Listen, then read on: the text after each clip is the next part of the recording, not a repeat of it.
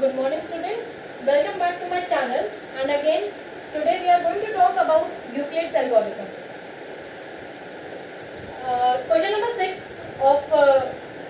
number 6 says show that only one of the numbers that is n plus 2 and n plus 4 is divisible by 3.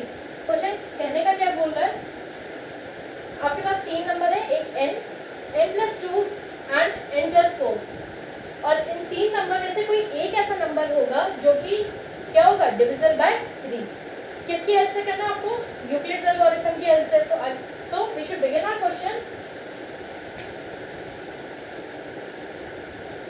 In this question here the answer is here we have what we have the value of, let suppose हम लोग a की value n ले लेते हैं, ये कोई एक ऐसा नंबर ले रहे हैं या फिर ये कह लीजिए हम लोग कोई एक पॉजिटिव इंटीजर ले रहे हैं. here we are taking a positive integer as n and the value of b, और b की वैल्यू क्या होगी 3. क्यों, क्योंकि हमें किसके रिस्पेक्ट में चेक करना है, 3 के रिस्पेक्ट में. तो आपने ये जो n लिया है वो एक्ट करेगा एज अ डिविडेंड और जो 3 है वो एक्ट करेगा as a divisor. So we all know by using Euclid's algorithm क्या होती है Euclid's algorithm. We all know, again I will write the Euclid's algorithm. Dividend is equals to divisor into quotient plus remainder. ये मैंने आपको पहले ही बता दिया था. यहाँ पे डिविडेंड की वैल्यू हमने ऑलरेडी n सेट कर रखी है. डिवाइजर की वैल्यू क्या है हमारे पास 3. क्वेश्चन दे नहीं रखा है, so we will take it as q. और अगर आप स्पेसिफाई करना चाहें तो यहीं पे स्पेसिफाई कर दीजिए या आप डिविडेंड n ले लीजिए और आप b की जगह 3 रखने का जगह आप डिवाइजर लिख दीजिए. एंड साइमल्टेनियसली आप क्वेश्चन की जगह स्पेसिफाई कर सकते हैं एग्जामिनर को कि आपने क्यू ले रखा है और रिमाइंडर आपने क्या ले रखा है आर. क्लियर. तो 3 इंटू क्यू प्लस का आर. तो आपकी इक्वेशन क्या बन गई class, n equals to 3q plus R. हमने आपको पहले भी बताया था as soon as we apply the Euclid's algorithm we will specify the range of R. R की रेंज क्या थी, 0 के बराबर हो या 0 से बड़ी हो आर की वैल्यू और किससे लेस देन होनी चाहिए, डिवाइजर वैल्यू से. और डिवाइजर वैल्यू हमारी क्या है 3. क्लियर. मेरे ख्याल से आपको ये समझ में आ गया होगा. अब जैसे कि आपने ये स्पेसिफाई कर दिया, इससे हमारे पास 3 केसेस हो गए.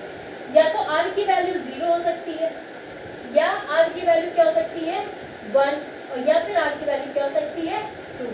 तो अब आपको इन 3 डिफरेंट केसेस में आपको आर की वैल्यू को सेलेक्ट करना है या चूज करना है. सबसे पहले केस 1 लिखते हैं.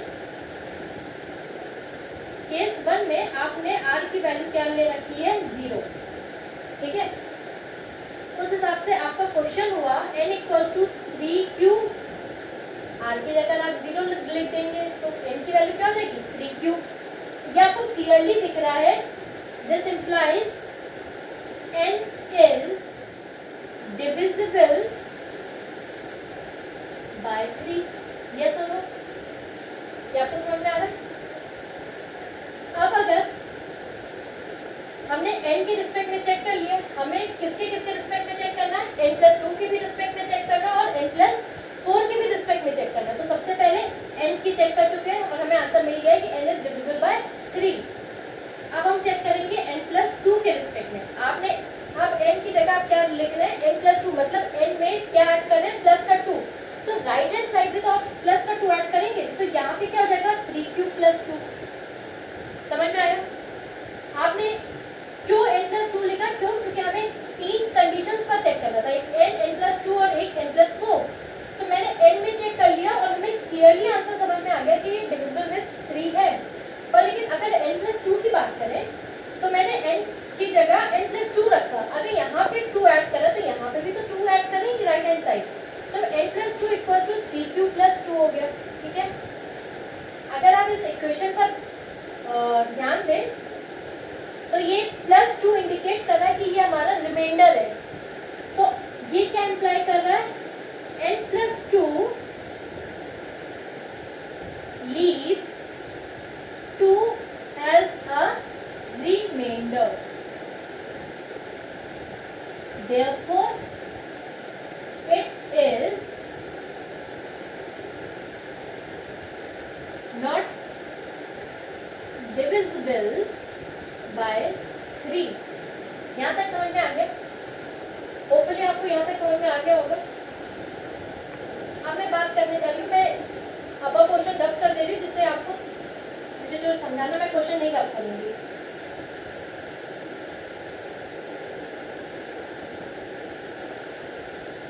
मैंने यहाँ तक चेक कर लिया है n+2 की वैल्यू। अब मुझे किसकी चेक करनी है, n+4 की।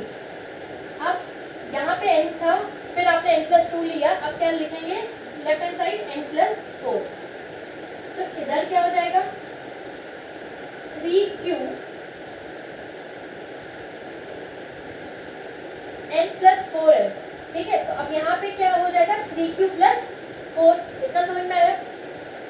फिर यहाँ पे आप क्लियरली देख सकते हैं ये क्या इम्प्लाई कर रहा है, that n+4 leaves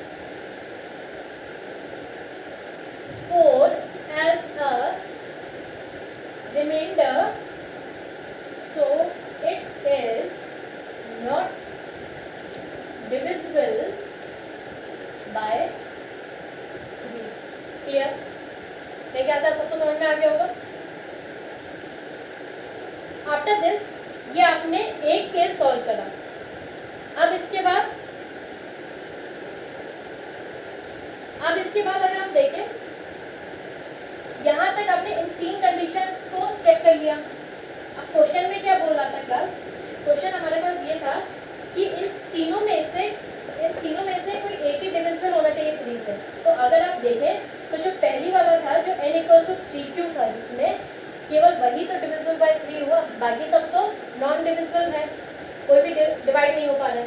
now go for the second case, so I am rubbing the remaining portion.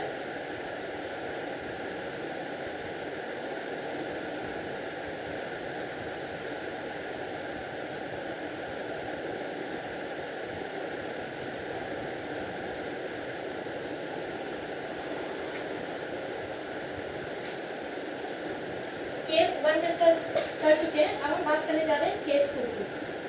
Case 2 में हमें इक्वेशन क्या पता थी, n = 3q था, 3q + r था, याद है इक्वेशन यही थी, n = 3q + r। ये भी स्पेसिफाई कर रखा था कि r की वैल्यू 0 से बड़ी हो या 0 के बराबर हो और लेस देन कितनी होनी चाहिए 3। तो इसके 3 पॉसिबल केस बने थे, या तो 0, या तो 1, या तो 2, जिसमें से हम 0 की वैल्यू चेक कर चुके हैं। अब केस 2 में अब किसका टर्न है 1 रखने का, r की जगह क्या रखेंगे 1।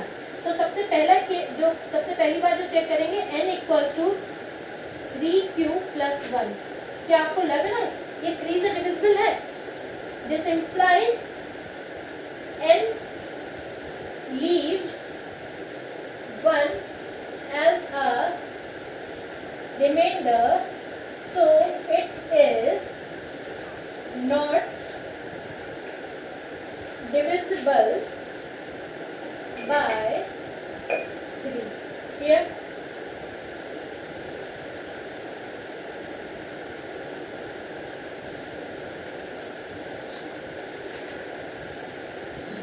After this आपने n पर चेक कर लिया, अब किसकी टाइम आया है n+2। n+2 रखेंगे जब, तो यहाँ पे भी तो 2 ऐड होगा, 1 ऑलरेडी था, आपने 2 ऐड कर दिया, तो कितना हो गया क्लास 3q + 3। यस और no? Agree with the statement. और आप ये क्लियरली देख सकते हैं कि if I take 3 as common, what I left with 2 + 1। Yes और no? And this implies that n+2 is divisible by 3. Proceeding further, मैंने n चेक कर लिया, n+2 चेक कर लिया, अब किसका टर्म आया, n+4 का। 3q + 1 तो ऑलरेडी है ये, क्यों, क्योंकि अभी हम लोग 1 पर चेक कर रहे हैं, यहाँ पे r की वैल्यू हमेशा 1 ही रखेंगे। मेरे पास 3q + 1 है, अब क्या ऐड करना है मुझे, 4। क्लियरली यू कैन सी ये क्या बन जाएगा, 3q + 5।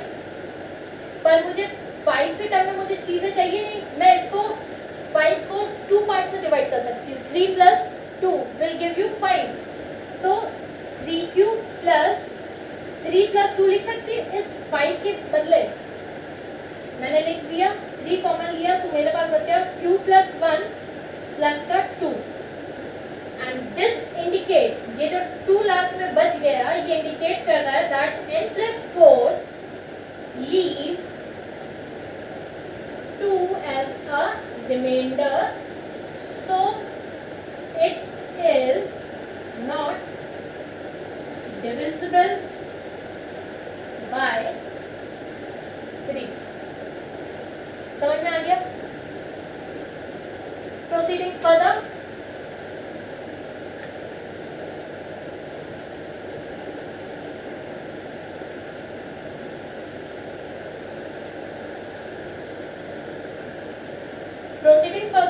अब केस थर्ड डिस्कस करने जा रहे हैं। हमने 0 पर भी चेक कर लिया, 1 पर भी चेक कर लिया, और अब 2 पर चेक करने जा रहे हैं। और आपने अभी देखा था जब पहले वाले केस में जब n की वैल्यू 0 थी तब सेटिस्फाइड हुई थी इक्वेशन। फिर एक बार n+1 पर केस, ये केस 1 में n की वैल्यू जब 0 थी, या तो कह लीजिए n पर सेटिस्फाइड हुआ था। केस 2 में n+1 पर सेटिस्फाइड हुआ। अब हम लोग देखने जा रहे हैं केस 3, जहाँ पे r की वैल्यू की बार क्या पुट करेंगे, 2। तो पहले ही मैं n की वैल्यू 3q + 2 लिख दूंगी, ठीक है। अब की बार r की वैल्यू क्या रखूंगी, 3q + 2।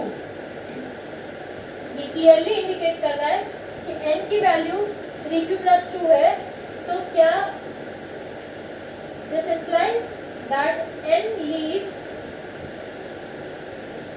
2 as a remainder, so it is not divisible by 3।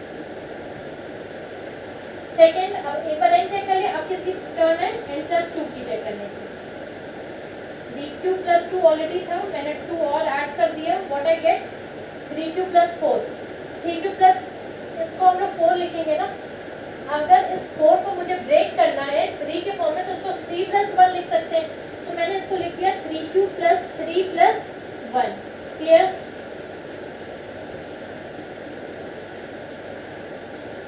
आप इससे देख सकते हैं 3 कॉमन लेंगे, q + 1 इधर बचेगा, प्लस का 1 इधर बचेगा।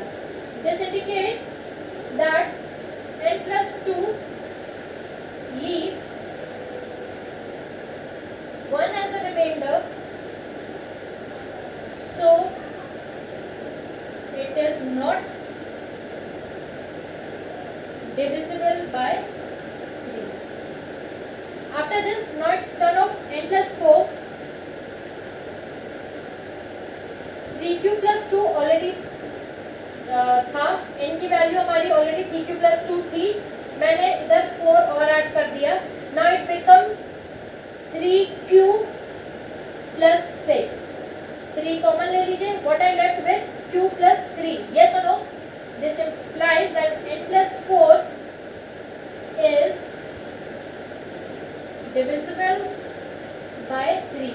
ये सारी चीजें आपको क्या बता रही है कि हर केसेस में जब मैंने 0 पर चेक करा तो n की वैल्यू 3q निकली, जब 1 चेक करा तब n+2 में इक्वेशन डिविजिबल थी 3 की, इक्वेशन डिविजिबल थी बाय 3 से, और जब 2 पर चेक करा तब हमें इक्वेशन n+4 में डिविजिबल मिली 3 पर। मतलब तीनों केसेस में इन 3 नंबर्स में एक ही ऐसा नंबर था जो कि 3 से डिविजिबल था।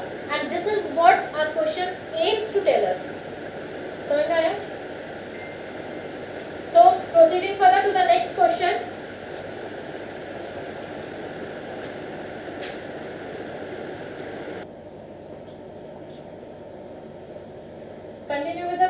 7, use Euclid's division algorithm to show that the square of any positive integer is of the form of 3m और 3m plus 1. कहने का क्या मतलब है? हमें यूक्लिड डिवीजन एल्गोरिथम की हेल्प से ये बताना है कि किसी भी पॉजिटिव इंटीजर नंबर का जो स्क्वायर होता है वो या तो 3m के फॉर्म में हो या फिर 3m plus 1 के फॉर्म में हो. तो कैसे करेंगे? Solution, let a be any positive integer. मैंने a को कोई एक पॉजिटिव इंटीजर ले लिया एंड b की वैल्यू क्लास यहाँ पे क्या हो जाएगी, इसके बेसिस पर डिसाइड करेंगे कहाँ तक क्वेश्चन सॉल्व करना, दैट इज 3. ठीक है, इसको करने के बाद by using Euclid's algorithm, by using Euclid's algorithm, अगर हम यूक्लिड्स एल्गोरिथम की बात करें तो हमें पता ही है कि a इक्वल्स टू क्या हो जाएगा, 3q प्लस का r, where the value of r should be less than should be greater than or less or equal to 0 and should be less than 3. ठीक है, तो अगर हम फिर से पॉसिबल केसेस की बात करें तो 0 होगा, 1 होगा या 2 होगा. तो पॉसिबल वैल्यूज क्या हो जाएंगी इस इक्वेशन की, a इक्वल्स टू, यहाँ पे लिखिएगा पॉसिबल वैल्यूज आर, कौन कौन सी होंगी क्लास, यहाँ पे इसको स्पेसिफाई कर दीजिए, जैसे डिस्टर्बेंस ना हो, 0 1 2. पॉसिबल वैल्यूज हुई a equals to 3q plus 0 या 3q लिख दीजिए. दूसरी पॉसिबल वैल्यू हुई a equals to 3q plus का 1 और तीसरी पॉसिबल वैल्यूज हुई 3q प्लस का 2. समझ में आया? ये तो हमारी पॉसिबल वैल्यूज हैं. ठीक है, अब इन्हीं, या तो इसको आप बोल दीजिए पॉसिबल वैल्यूज या फिर ये आप समझ लीजिए यही 3 पॉसिबल हमने पॉजिटिव इंटीजर अज्यूम कर लिए हैं. तो अगर हम इस a इक्वल्स टू 3q की बात करें तो अगर हम इसको स्क्वायर करते हैं, so we will square both the sides. तो आप क्या लिखेंगे, squaring both sides we get a को स्क्वायर करेंगे तो a स्क्वायर हो जाएगा और यहाँ पे 3q का होल स्क्वायर हो जाएगा. तो हमें आंसर क्या मिलेगा, 9q स्क्वायर मिल जाएगा. पर लेकिन हमें क्वेश्चन 9q स्क्वायर के ही फॉर्म में छोड़ना नहीं है. क्यों नहीं छोड़ना है? क्योंकि हमें ये बताना है कि किसी चीज का स्क्वायर किसके फॉर्म में, 3m या 3m प्लस 1 के. यहाँ पे आपको देखना कोई प्लस का साइन है नहीं, तो 3m प्लस 1 का तो केस कंसिडर नहीं करना, तो केवल 3m के फॉर्म में आंसर लाना है. तो हम a स्क्वायर की वैल्यू को 9 को हम लोग क्या 3 ब्रैकेट में 3q स्क्वायर नहीं लिख सकते क्लास, तभी तो 3 3 से 9q स्क्वायर मिल जाएगा, तब भी तो मिलेगा. तो अगर देखा जाए तो ये हमें ये किस फॉर्म में आ गया, 3m के फॉर्म में. यस और नो? तो यहाँ से m की वैल्यू क्या निकली है, 3q स्क्वायर. समझ में आया? नोट डाउन कर लीजिए. तब तक मैं अपर पोर्शन रब कर देती हूँ.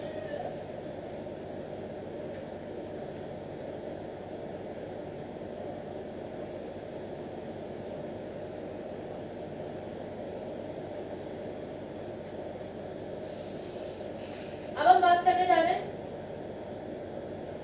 a equals to 3q plus 1 की. अगर हम इसकी स्क्वायरिंग करें, again you need to write squaring both the side. मैं यहाँ पे लिख दे रही हूँ स्क्वायरिंग करके, बाकी स्टेटमेंट आप कंप्लीट कर लीजिएगा.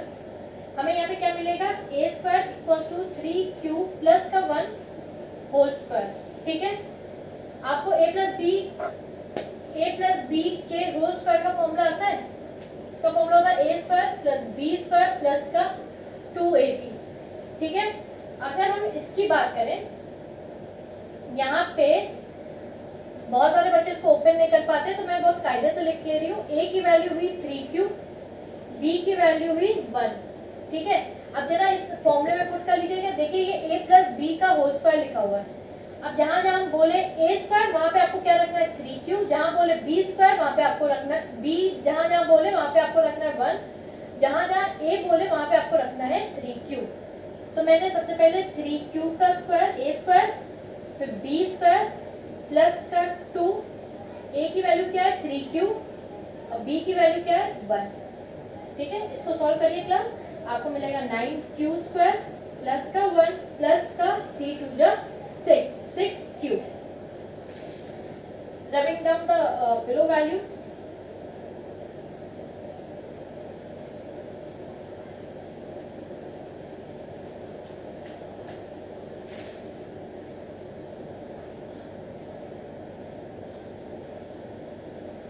ये मैंने इसको इसलिए छोड़ के रख दिया है जिससे आपको ये याद रहे, अभी इसको भी सॉल्व करना है।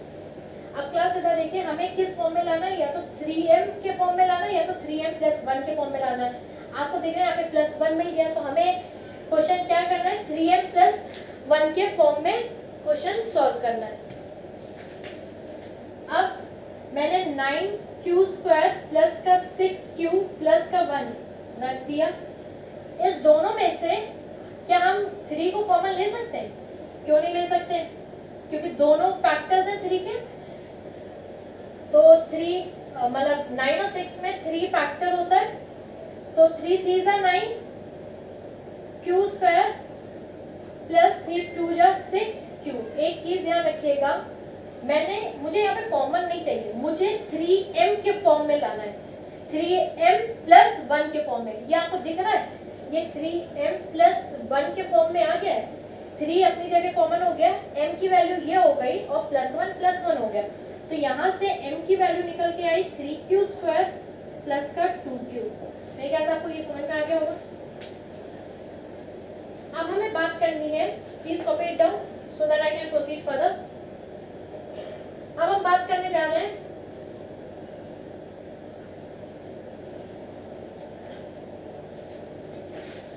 थ्री क्यू प्लस 2 की।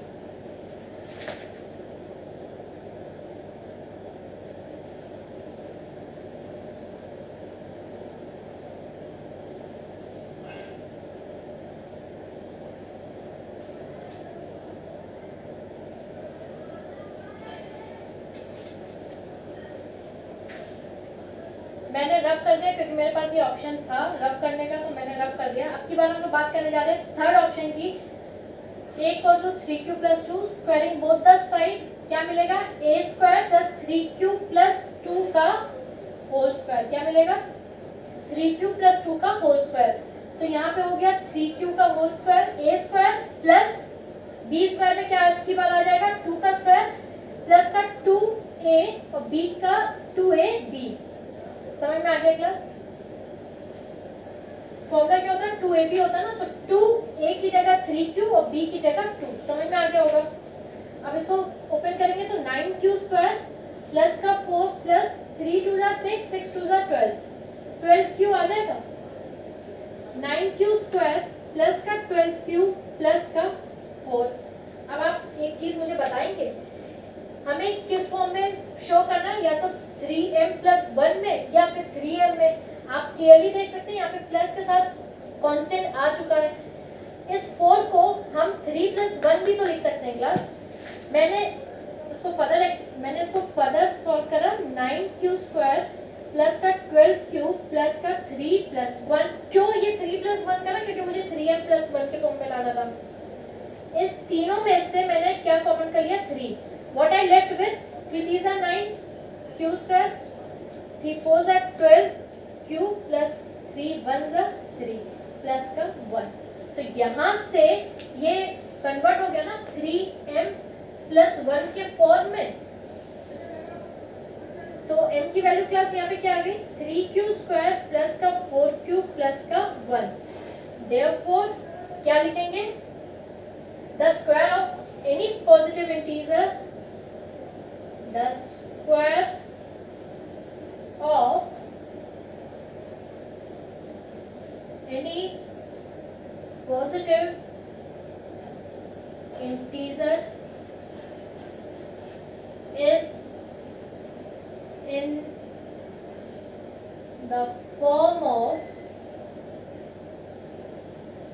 3m or 3m plus 1. I think you people are clear with the question. Proceeding further to question number 8.